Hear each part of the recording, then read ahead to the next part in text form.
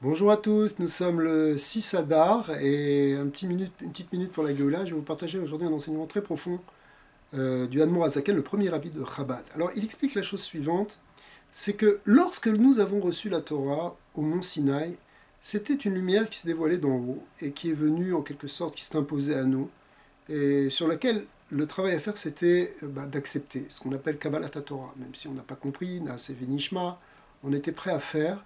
Et on a accepté d'une certaine manière, de manière presque contrainte, parce que comment on aurait pu refuser entre vous et moi, on se trouve au poignet du mont Sinaï, comment est-ce qu'on peut dire non à la Torah qui est donnée par Hachem? Mais c'est un cadeau qui vient d'en haut, et on le reçoit comme ça. À Purim, et c'est dans quelques jours Purim, on, on a reçu la Torah en quelque sorte une seconde fois, mais cette fois-ci avec une acceptation qui venait réellement de l'humain, par Messirut Nefesh. Hein. Le Noazaken explique que les Bnei Israël auraient pu laisser tomber la Torah et ils auraient été épargnés du décret de Haman. Hein. C'est ce qu'on voit, c'est qu'ils auraient été prêts à nous laisser tranquilles si on s'était en quelque sorte assimilé.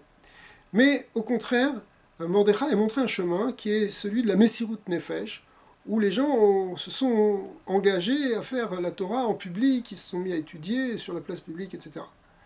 Alors, avec cette manière d'agir qui est celle justement de l'engagement de Messirut Nefesh, en fait, c'est le début de ce qu'on va connaître au moment du Mashiach. Sauf qu'au moment du Mashiach, aussi, ça va être un engagement, mais cette fois-ci, un engagement qui va aller encore plus loin que ce qu'on a connu à Purim, c'est-à-dire avec une compréhension, pas simplement une acceptation clairement, clairement faite des Bnei Israël comme au moment de Purim, mais avec en plus de ça une profonde compréhension de ce qu'on est en train de faire. C'est ça l'idée justement qui est véhiculée par la Chassidoute, que la connaissance profonde de la Torah, c'est elle qui amène la Géoula, parce que justement, c'est à ce moment-là, c'est parce que on est complètement conscient de ce qu'on fait et qu'on comprend de plus en plus ce qu'on fait, que cette acceptation, cette fois-ci, elle va être totale, et ça va être finalement ce qu'on va vivre au moment de Mashiach, c'est-à-dire qu'on va vivre une Torah totalement intériorisée et totalement acceptée.